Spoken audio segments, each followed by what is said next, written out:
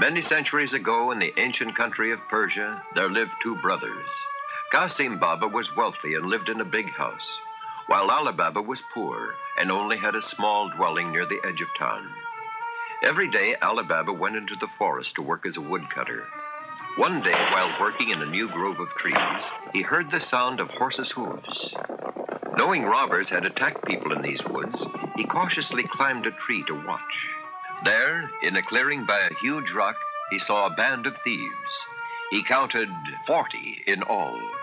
The leader faced the rock and called out, "Open sesame!"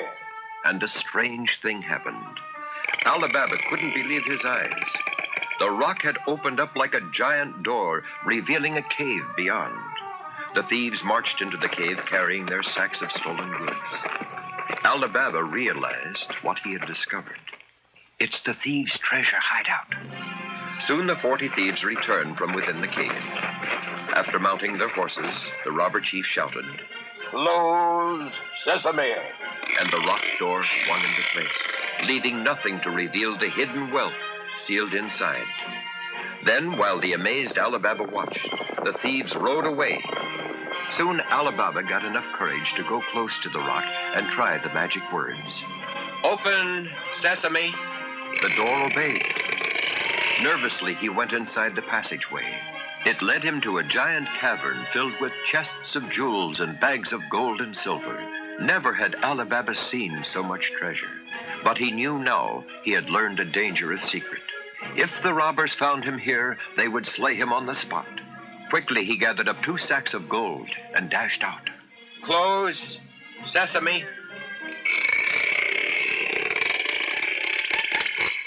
Ali Baba hurried for home. He told the story to his wife, but she said it was wrong to keep the money. It was stolen and must be returned to its true owners. But Ali Baba was afraid that if the news got out, the robbers would know that he had found their secret hiding place. So he went to his rich brother Qasim for advice. He told him the complete story, even the secret words. "Open sesame, eh? My dear brother, tell no one about this. You were wise to come to me. I will decide what to do." But the greedy Qasim decided to rob the cave himself that very night. The sight of the treasure was more than he'd expected. He began gathering and counting stacks of money. His greed caused him to forget the danger he was in. "I shall be richer than a Maharaja!" The bandits had returned. Qasim Baba cringed in terror as they crowded around him. The angry thieves beat Qasim with swords and clubs, then left him to die, tied to a post as a warning to others who might want to steal the treasure. The next day, not finding his brother at home, Ali Baba decided to go to the cave once more. Inside, he found his brother half dead.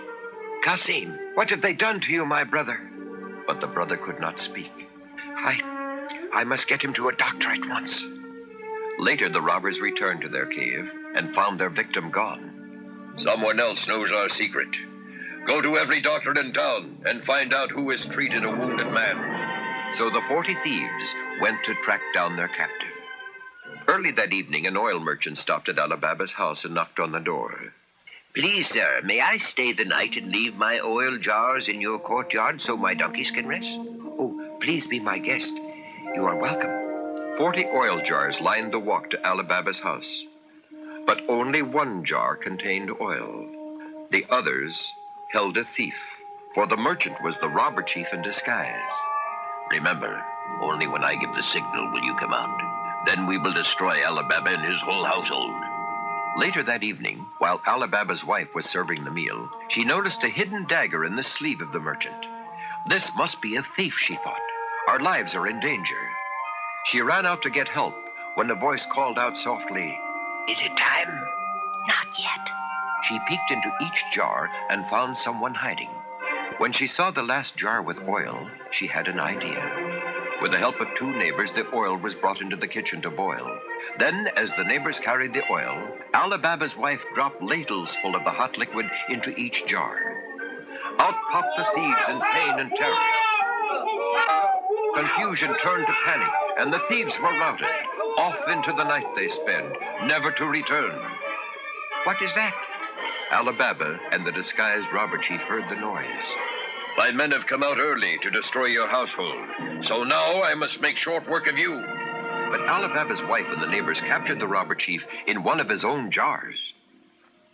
With the danger from the thieves past, Ali Baba turned over the secret treasure to the authorities.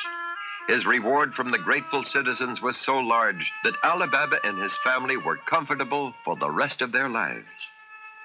When all the treasure was gone, the mysterious cave door closed, never to open again.